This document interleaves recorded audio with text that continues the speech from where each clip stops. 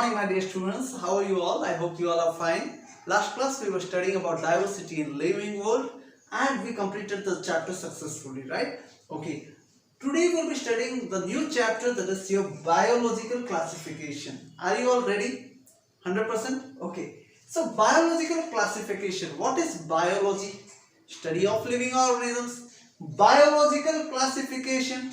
Living organism का classify करना, living organism को क्लासिफाई करने का बारे में हम लोग यहाँ पर पढ़ेंगे, right? So what is actually classification? Grouping of organisms,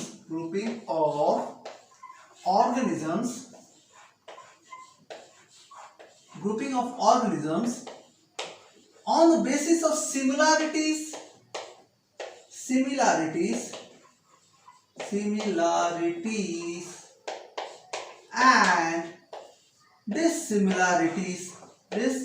dissimilarities, right? Grouping of organism on the basis of similarities and dissimilarities. What will you call this thing? What we will call this? This is known as classification. Here is known as classification.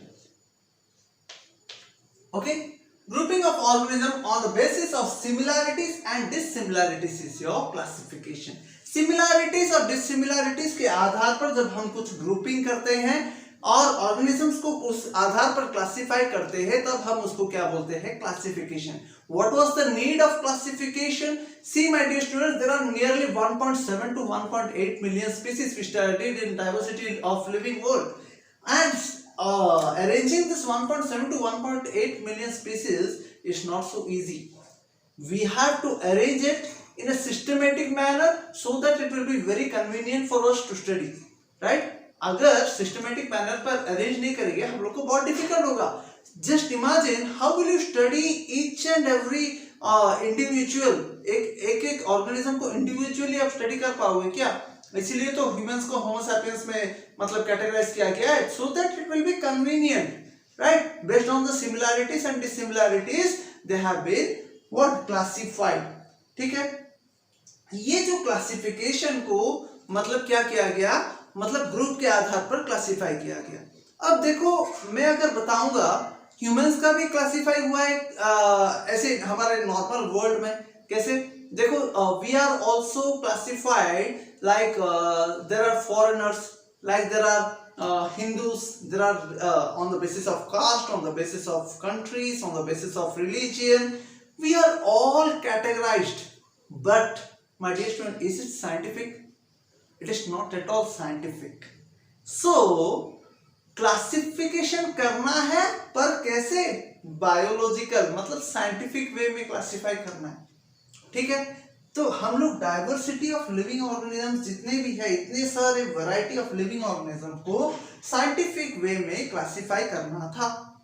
तो इस organisms को starting से ending तक, मतलब सबसे पुराने से अभी तक जो क्लासिफिकेशन चल रहा है, कैसे कैसे हो, मतलब धीरे धीरे कैसे डेवलपमेंट हुआ साइंस में किस तरह की बढ़ोतरी हुआ, उस सब बारे में हम लोग पढ़ेंगे. तो स्टूडेंट्स ये जान लो कि सबसे पहले जो क्लासिफिकेशन, जो साइंटिफिक क्लासिफिकेशन जो दिए थे वो थे एरिस्टोटल. कौन थे? एरिस्टोटल. ठीक है? एरिस्टोटल के बारे में बोलने का पहले मैं पहले आप लोग को बता देता हूं कि इसके पहले जो एरिस्टोटल साइंटिफिक क्लासिफिकेशन दिए, उसके पहले कैसे क्लासिफाई किया जाता था? On the basis of their uses. चलो मैं इसको मिटा देता हूं, पहले उसके बारे में बताता हूं. ठीक है? तो यूजेस के ऊपर निर्भर होकर क्लासिफाई किया जाता था. ऑर्गेनिजम्स का यूज क्या है? फॉर एग्जांपल दिस हल्दी, टर्मरिक. पूरा सिंपल एग्जांपल दे रहा हूं. Turmeric is used for cooking. It is used as an antiseptic, right? For example, you can take in case of animals, you can take the sheep, that is used for woolen clothes, right? तो ये सब उसका use है. तो उसके आधार पर उसको क्या किया जाता था? क्लासिफाई किया जाता था. हाँ, ये चीज के लिए यूजफुल है. ये इस चीज के लिए यूजफुल है। पर आप 1.7 to 1.8 मिलियन स्पीसीज के जो जितने भी है ये सबका यूसेस आप जानते हैं क्या? It is not at all possible to know each and every uses of each and every organisms. इसीलिए ये जो सिस्टम ना मतलब जो यूसेस से के ऊपर जो चल रहा था वो सक्सेस नहीं हुआ, that was failure because that was not scientific. और साइंटिफिक तरीके से सबसे पहले क्लासिफाई फिर किसने किए? एरिस्टोटल जी ने किए। एरिस्टोटल जी कौन है? Aristotle is also known as what? Father of biology, father of biology. और इनको क्या बताया जाता है? फादर ऑफ जूलॉजी भी बताया जाता है। ठीक है, फादर ऑफ बायोलॉजी और फादर ऑफ जूलॉजी। एरिस्टोटल जी ने सबसे पहले साइंटिफिक वे में क्लासिफिकेशन शुरू की। ठीक है, तो किस तरह से क्लासिफाई किए देखते हैं एरिस्टोटल जी। एरिस्टोटल ने देखो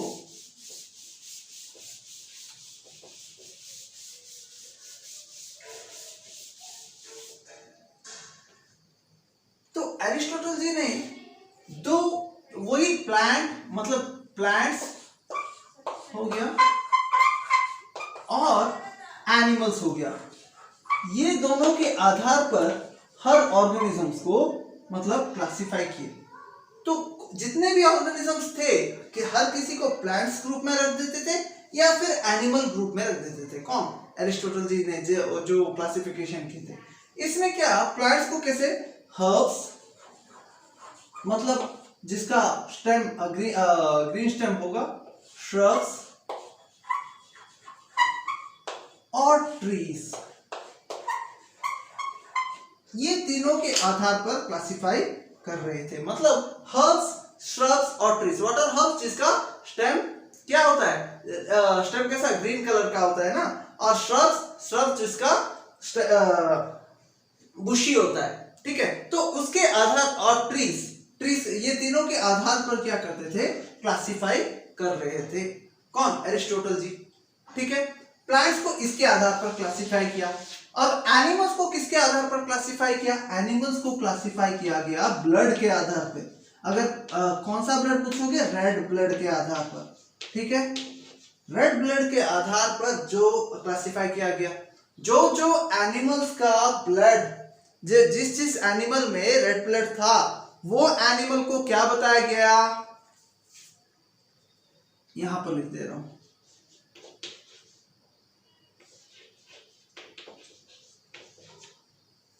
ठीक है, इनेमा। और जो एनिमल्स का ब्लड नहीं था उसको क्या बताया गया? जिसका ब्लड था उसको बोला गया इनेमा, और जिसका ब्लड नहीं था उसमें एक ए जोड़ दो, एनाइमा। क्लियर? ठीक है, ये था किसका क्लासिफिकेशन? एरिस्टोटल जी का। तो एरिस्टोटल जी ने क्या किए? प्लांट्स और एनिमल्स के आधार पर क्लासिफाई किए। प्लांट्स को हर्ब्स, श्रब्स और ट्रीज में डिवाइड करके क्लासिफाई किए। एनिमल्स को उसका ब्लड के आधार पर किए। जिसका ब्लड था उसको बोले इनेमा और जिसका ब्लड नहीं है उसको बोले एनेमा। ठीक है, तो ये जो क्लासिफिकेशन किए ये उतना सक्सेसफुल नहीं हुआ क्योंकि there were different kind of demerits on this in this kind of classification. This was not उतना scientific way में मतलब proven नहीं था। उसके बाद और एक साइंटिस्ट आ गए जिसका नाम है कैर्लस लीनियस। आप लोग जानते हो कैर्लस लीनियस? ठीक है, मैं सिंपल में लिख दे रहा हूँ कैर्लस लीनियस। ये जो साइंटिस्ट कब किए? 1969 में क्या किए? टू किंगडम क्लासिफिकेशन शुरू किए। क्लासिफाई करने के लिए ये इन्होंने प्रपोज किए कि टू किंगडम क्लासिफिकेशन शुरू करते हैं बोल के। तो ये जो सिस्टम टू किंगडम क्लासिफिकेशन में भी वही प्लांट्स और एनिमल्स के आधार पर इसको क्लासिफाई किया गया, but in a little bit more detailed वे। ठीक है, प्लांट्स और एनिमल के आधार पर इस किंगडम को क्लासिफाई किया गया। कौन? कैर्लस लीनियस ने किए। और ये जो सिस्टम थोड़ा बहुत एडवांस था और ये सिस्टम थोड़ा बहुत कुछ मतलब चल रहा था। It was running very nicely, इसको बहुत फॉलो किया भी जा रहा था। पर देखा गया धीरे धीरे, क्या देखे इसमें भी कुछ प्रॉब्लम्स आ गया। क्या क्या प्रॉब्लम्स आया देखो, कुछ ऑर्गेनिजम्स, देखो जितने भी यूनिसेलुलर ऑर्गेनिजम्स थे और जितने भी मल्टीसेलुलर ऑर्गेनिजम्स थे,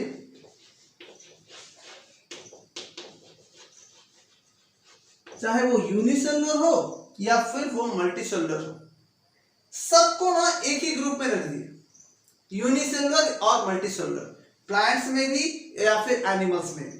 ठीक है, अब दूसरा उसका जो चाहे प्रोकैरियोट्स है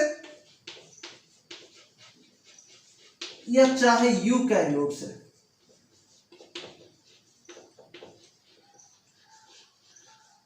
प्रोकैरियोट्स यूकैरियोट्स सबको एक ही ग्रुप में रख दिए।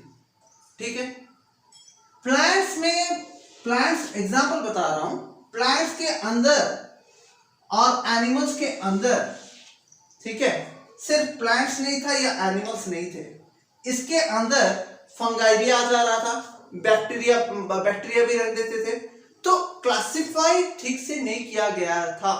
ठीक है, माइक्रो ऑर्गेनिजम्स को भी इसी के अंदर डाल देते थे। ठीक है, तब क्या हो रहा था, यूनिसेलुलर ऑर्गेनिजम्स और मल्टीसेलुलर ऑर्गेनिज्म को भी इस किंगडम में रख दिए, प्रोकैरियोट्स और यूकैरियोट्स को भी इसी में रख दिए। फोटोसिंथेटिक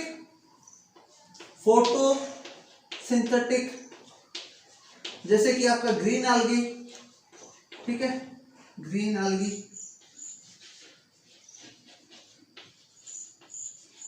और नॉन फोटोसिंथेटिक, ये सबको क्या किया गया, एक ही ग्रुप में रख दी। ठीक है, इधर प्लांट्स या एनिमल्स, चाहे जो भी आए उसको क्या कर रहे थे, मतलब इधर से आए या उधर से आए, हर किसी को क्या कर रहे थे, प्लांट्स में डाल देते थे या फिर एनिमल्स में डाल देते थे। ठीक है, depending on the morphological structure. तो सिर्फ मॉर्फोलॉजिकल स्ट्रक्चर देख रहे थे। प्लांट्स को जब देखते हैं, प्लांट्स पूरा, कोई भी देखेगा प्लांट्स को वो पहचान जाएगा कि हाँ ये प्लांट ही है। ठीक है, एनिमल्स अगर चाहे वो डॉग हो या कोई ह्यूमन हो, आप देखने से पहचान जाओगे कि वो एनिमल्स है। So this system was completely based on the morphological structure.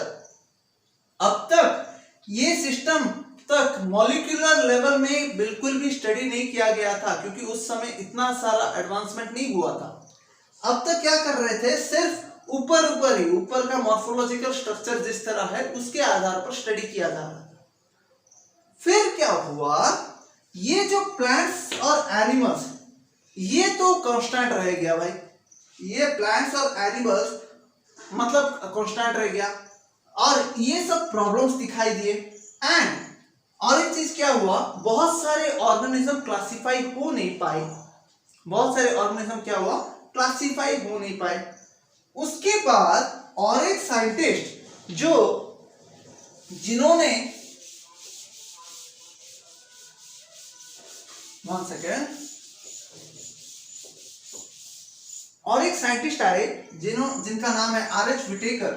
ठीक है, उन्होंने क्या किया, आर.एच. विटेकर ने 5 किंगडम क्लासिफिकेशन शुरू किया। क्या क्या किंगडम, 5 किंगडम क्लासिफिकेशन, मतलब 5 किंगडम के आधार पर उन्होंने क्लासिफाई किया। क्या क्या है देखो, आर.एच. विटेकर जी ने प्लांट और एनिमल, वो तो सेम का सेम ही रह गया।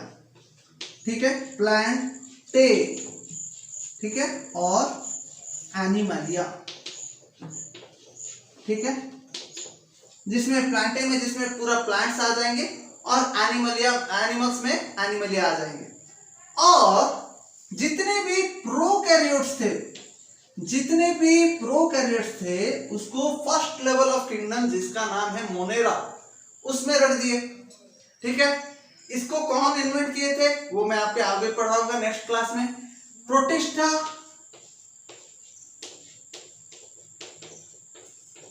ये था second level of kingdom. Monera में क्या आ जाता था, पूरे जितने भी प्रोकैरियोट्स है सब इसमें आ जाते थे, ठीक है। प्रोटिस्टा में क्या आ जाता था, जितने भी प्रोकैरियोट्स थे मोनेरा में, और ये क्या थे, यूनिसेलुलर थे, राइट, दिस आर यूनिसेलुलर। याद आ रहा है, 9th में आप लोग पढ़े होंगे, ठीक है। प्रोटिस्टा क्या है, यूकैरियोटिक थे।